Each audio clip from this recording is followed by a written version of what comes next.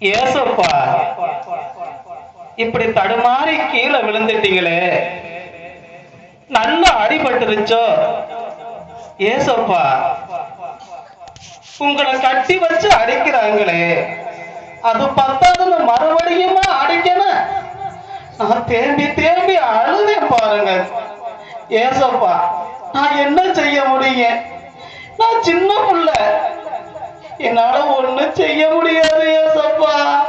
அழத்தான் முடியுது.